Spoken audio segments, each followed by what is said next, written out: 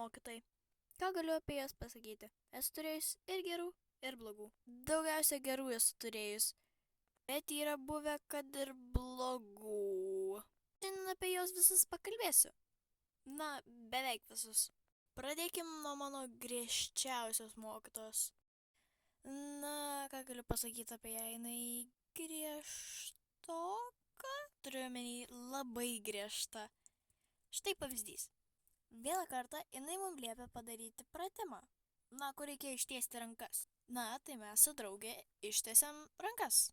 Beje, mano draugės vardas Lukrecija ir jie irgi bus šių istorijų dalis. Jo. Aš jos tikrą vardą sakysiu, nes nežinau kodėl, tiesiog sakysiu. Žodžiu, mes pradėjom daryti tą pratimą ir mano vadovė priėjo prie mano draugės ir pamatė, kad ji nelaiko rankų labai gerai. Ir tai aišku, kaip visada, jis supyko. Tai liepė jai ištiesti rankas vėl. Ir jinai ištiesė rankas. Ir nepatikėsit, kas toliau buvo. Vadovė jai trenkė per ranką taip stipriai, kad net buvo pliaukšt. Pliaukšt turiu omeny, kad labai garsus. Tai jo, jai trenkė per ranką. Ir mano draugai tai pradėjo skaudėti, kad ji netgi pradėjo verkti. Ir aš tiesiog stovėjau tenais, kitam kampe. Vadovė prie manęs priėjo ir man irgi pliaukštelėjo per ranką šiek tiek. Tik tais, kad man neskaudėjo. Ir tada supyko mano draugės. Tu čia nedarai pratimo, nelaikai rankų, laikyk rankas. Čia taip labai jau blogai garsinau ją. Bet jo, suprantate esmę. Tai aišku, kai mes ėjom namo, aš jas klausiau, ar jai skaudėjo. Ir jinai sakė, kad labai jai skaudėjo. Man labai draugės buvo gaila. Bet suprantate esmę. Galiu dar kelis pavyzdžius duoti. Turbūt jūs norit žinot, iš kokius aš šokius lankau. Ir taip aš dar lankau. Bet šitą istoriją visai seniai buvo. Prieš kelis mėnesius gal. Ir gal aš jums nesakysiu, kokį aš lankau, kokius šokius lankau, kokį kolektyvą, kokią grupę. Nes tada būtų va šitaip va. Jo, va tokia va reakcija būtų vadovės. O va paskui va tokia. Tai gal jūs supratot, kodėl aš nesakysiu, nes aš nenoriu, kad ant mane supyktų. Gerai, užtenka tos vadovės. Ta prasme, piktos mokytos. Ir gal jūs jau pastebėjot, bet aš vietoj mokytojo sakau vadovę, nes mes visos turim ją vadinti vadovę, ne mokytoją. Jūs galite turbūt atskirti, kad jinai šiek tiek nejauna. Tiesiog noriu pasakyti, kas iš mano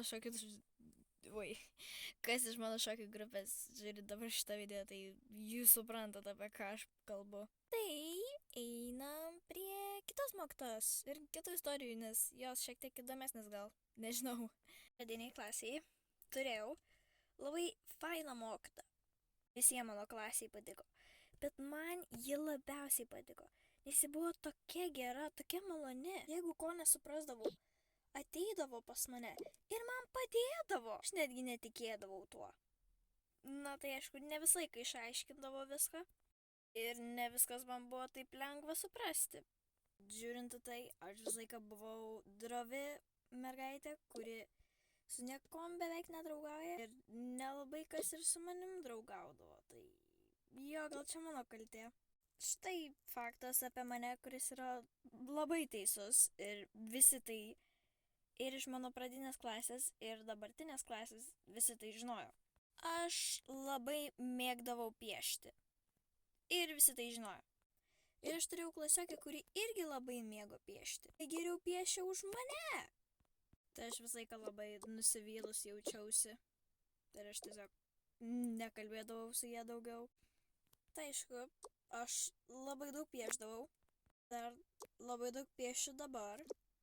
Tai aišku, kaip ir visi vaikai, aš klausydavau mokytojos ir vis tiek nusirašydavau nuo lentos. Bet prie lentos niekada neidavau. Nes, kaip sakiau, aš nelabai norėjau draugauti su visais. Ir nelabai norėjau draugauti su aplamai klasiokais. Geriau tiesiog sėdėčiau ir pieščiau, negu su klasiokiam žaisčiau. Ir jos visą laiką labai keistai mane žiūrėjo dėl to. Nežiūrėjo, bet tiesiog mane, kad įdomu. Jos tiesiog nepieždavo labai daug. Jeigu norit žinoti, dar iki šiol šie dalykai yra išlikę. Jo, aš planuoju pakeisti kažką, bet aš tiesiog nežinau, kaip ką daryti, tai jo.